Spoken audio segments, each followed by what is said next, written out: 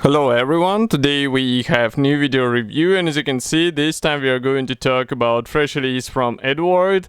And this time we have a quite interesting kit because it's a limited edition in 1/48 scale, which features a completely new plastic. We have model of Sopwith Camel in 1/48 scale, as I said before, but Eduard decided to release first the limited edition, so that's the first chance when you can get this new plastic. And actually this is a dual combo, so we get two kits for two complete models. And this is a final shape of this kit, so it means you will get exactly the same stuff as what you will see in this video review. We are going to open it together and check what is actually included inside. So first of all, box design is quite simple, I would say, and as you can see, it looks nice. Here is comparison with my hand. It's a classic Eduard box, and then on the side here we can see all 10 marking options which are included into this kit. They are quite colorful, just like any other World War I aircraft, I would say, so it's really a good thing because in 1/48 scale it will be a noticeable feature.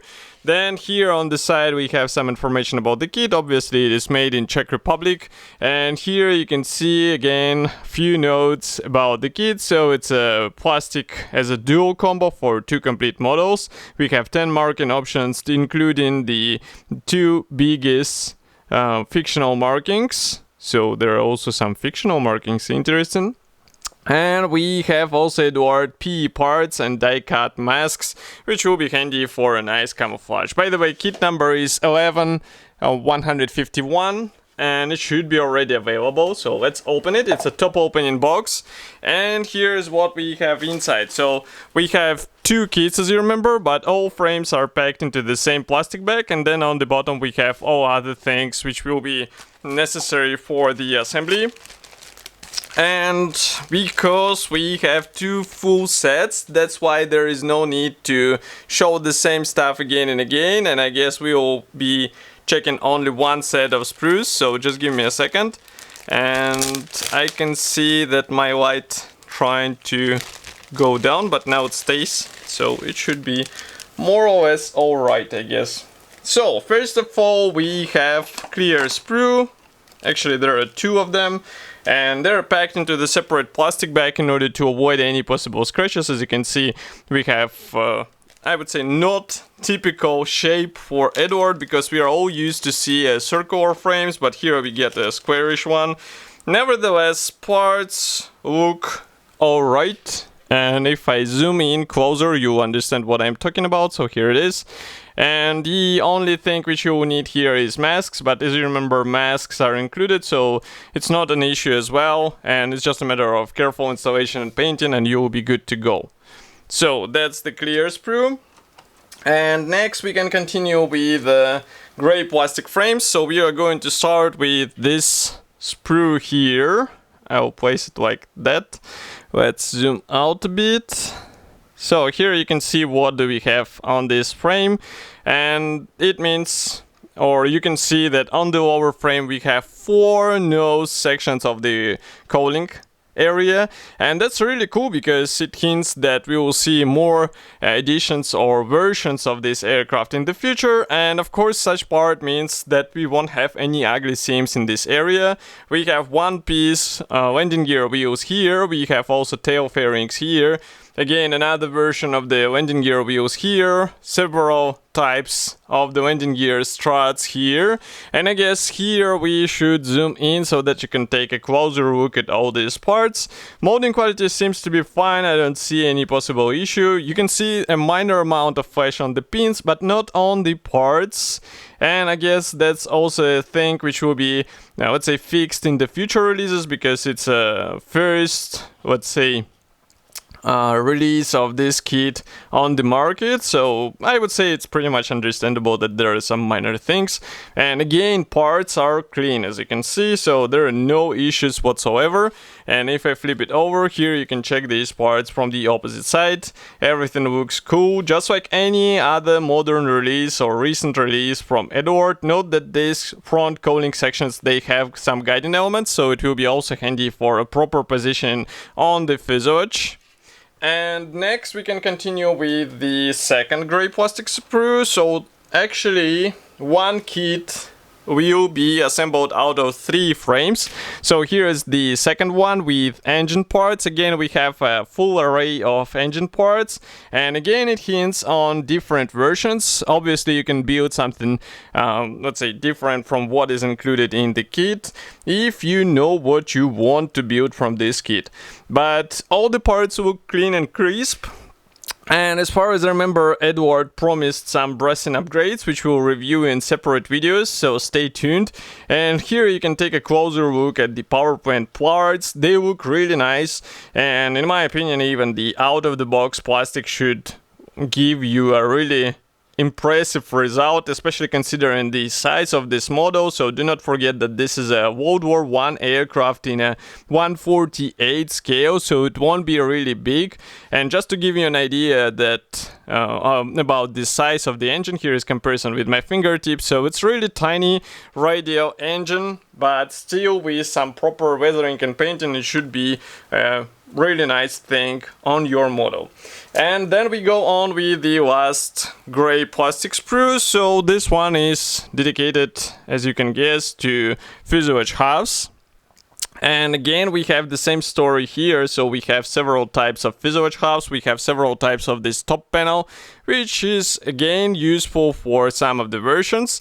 And note that we also have 2 versions of the top wing, as far as I can understand, or maybe the lower wing will be supplied in the different versions. We will have to check the assembly manual, but to give you an idea of the external details on this kit, here you can take a closer look. So I really like what we see here, and also we have nice details on the fuselage, and here you can take a look on the other parts. So we have rivets, we have recessed panel lines, and if I flip it over here inside, you can take a look at the cockpit area. So obviously we have some features there as well, and it will be handy because it's a World War I aircraft, so all features, all things will be visible even on the finished model. So do not forget about it and work on some features. And what will be handy for enhancing the appearance of your model, that's the P parts thread. So there are 2 of them, obviously, because we can build 2 models, and it's not big. Here it is. So if I zoom in, you can see what we have here. So we have some cockpit elements, we have also some external parts.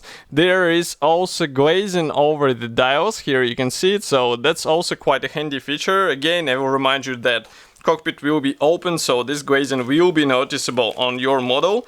And then we have 2 mask sheets, which is also surprising. So here we have masks not only for the canopy, I will try to show it like that, maybe like this.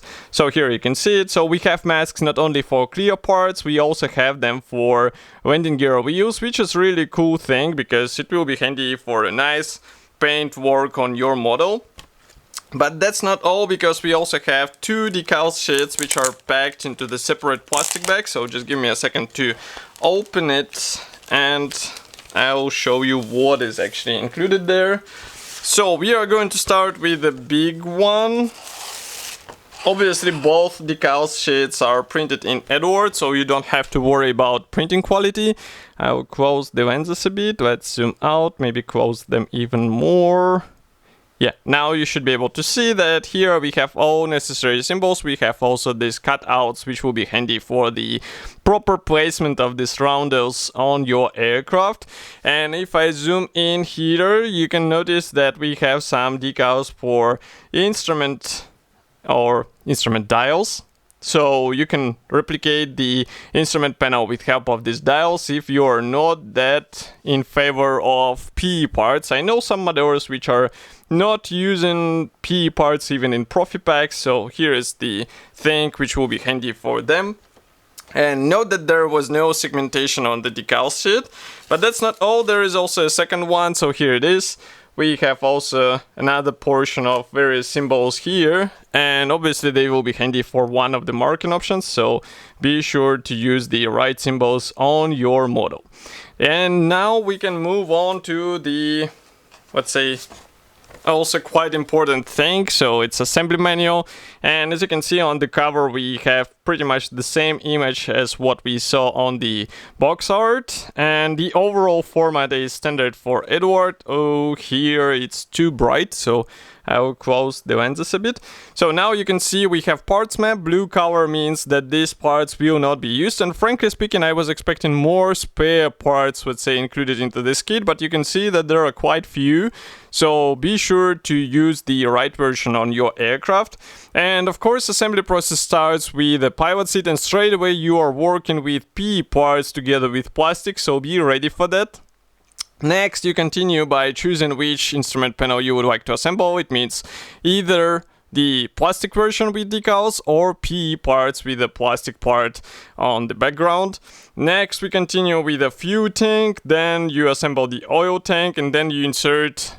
Actually, you start working on the cockpit walls. So as you can see, there are also some different modifications depending on the marking option you choose. So be careful and choose the right one for your build, for your marking. Next, we continue by assembling fuselage halves together, and note that this cockpit floor sub-assembly is not glued into the fuselage parts, which is quite interesting to be honest. And here you can see the lower panel of the fuselage getting installed on this sub-assembly. Next, we continue with the power plant. Again, you have to decide which engine you would like to use. We have Bentley engine, we have Clearjet engine with later on, and also GNOME engine. So there are 4 different types of the engines, and of course cooling choice or cooling type will depend also on the engine choice, so pay attention to that. Next, we continue with machine guns. Again, some parts are not glued, so that's something to be aware of. Here we continue with the lower wing. So as you can see, it is assembled out of 2 separate parts, which are one-piece parts, so it means you won't have any ugly seams in this area. Next is the top wing. Ailerons are separate here, so you have to install them here. And next we continue with landing gear. Again, we have 4 different types of the landing gear, so you will have to decide depending on the marking option you would like to replicate. And of course rigging, it will be quite a tricky part because we have quite extensive rigging on this aircraft. And next you can see the masking guide for this aircraft, so that's a rigging diagram. And next we proceed with the marking option. So that's the first one, March 1917. Quite a bright aircraft, especially compared with these 2, which are from summer 1918 and August 1917. Next we continue with another one, March 1918 and September 1917. 2 more aircraft from September 1917 and October 1918. Red wheels. And here we have red aircraft Victor Armstrong, and as you can see it's from France, April, and no year, I guess it's 1917 as well. Here we continue with April 1918, and here is another one, March 1919. So that's the final 10th marking option. So all in all, we get a really impressive limited edition from Eduard, and it should be already available, so you can get it in one box, 2 kits, 2 new plastic sets in 1/48 scale. And of course I will be happy to hear your opinion about such a release. Do not forget to write it here in the comment section below.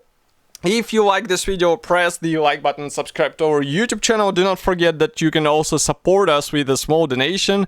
And of course, I will see you in the next video review as usual. Stay tuned for next reviews, and bye!